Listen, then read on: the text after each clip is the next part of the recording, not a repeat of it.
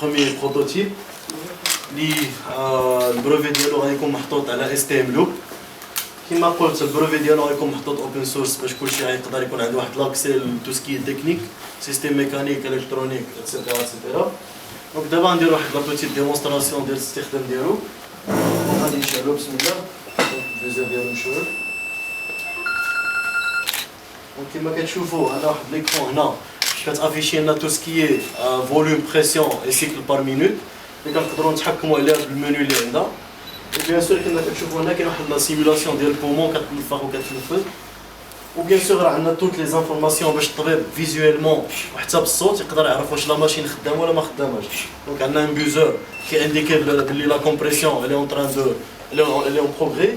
وعندنا واحد ديليت فيزويل باش الطبيب عاوتاني يقدر يشوف بلي الماكينه خدامه ما كاين حتى شي مشكل. عاوتاني ان اوتر بوان فيزويل اللي هي الجاجه.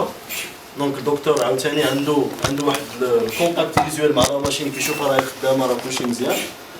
بيان سور عندنا واحد لابورتير هنا باش هذا البرودوي هذا فاش كيكون اون فوا كنسالي لا برودكسيون ديالو الطبيب كيجي وكيحط هذا البي ام في باك ديالو. دونك كيجي الطبيب كيجيب ديالو كيحطها تما. و بور موديفي باغ اكزومبل لي سيك بار مينوت عندنا هنا دو بوطون. دونك مثلا الا زدتو نقدر نطلع حتى 60 سيك بار مينوت. دونك كنشوفوا بلي لي سيكل كيتزادوا. علاء المدني اليف انجينيور شيرشور في لي زيتازوني في إلينويز انستيتوت تكنولوجي في شيكاغو. دونك فاش جيت المغرب في شهر جوج شفت بلي الوضع ديال الكوفيد 19 في المغرب كيتزاد بزاف ديال المشاكل اللي كتوقع. فانا كاليف انجينيور ومواطن فكرت بلي خصني نلقى شي حل باش نعاون البلاد. دونك درت المجهود ديالي كامل. دونك صاوب دي ديزاين ميكانيك والكترونيك باش نصاوب واحد الجهاز ديال التنفس. والحمد لله شكرا لي سبونسور تمكنت باش انني نلقى واحد البلاصه فين نخدم، نلقى دي ماتيريو اللي كافيين، وتمكنا باش اننا نصاوب واحد البروتوتيب لي اوبيراسيونيل 100% خدام ما فيه حتى شي مشكل. وان شاء الله فاحنا ما كرهناش نبداو اون برودكسيون اون شين دو برودكسيون باش نقدروا نصاوبوا من 30 حتى ل 50 يونيتي في النهار. ان شاء الله نبداو بور سوفي دي في وان شاء الله كلشي يدوز مزيان. ابتداء هذا الاسبوع هذا البروتوتيب غادي يبدا يتبريزونطا المستشفيات الاطباء والدوله ان شاء الله باش ناخذوا واحد لاكور اللي هو جينيرال 100% باش ان شاء الله ناخذوا لي زوتوريزاسيون كاملين اللي خصنا باش نبداو لا كوميرسياليزاسيون. استاذ الزياني مصطفى كليه العلوم والتقنيات التابعه لجامعه عبد الملك السعدي.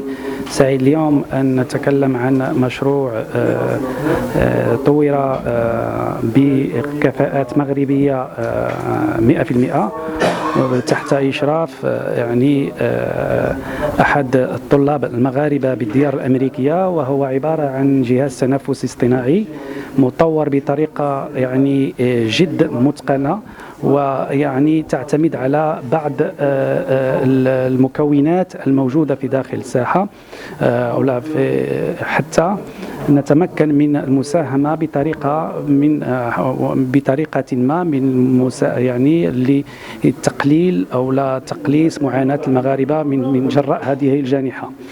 بالنسبة لنا كأطر جامعية سعيد جدا بالتواصل مع بعض الكفاءات المغربية، وعلى رأسهم السيد على رأسهم الطالب المغربي الذي طور هذا المشروع بإمكانيات ذاتية وبشراكة مع بعض الفاعلين على المستوى السوسيو اقتصادي. يوسف الرحماني صاحب مقاولة صغرى حديثة الإنشاء بمدينة طنجة.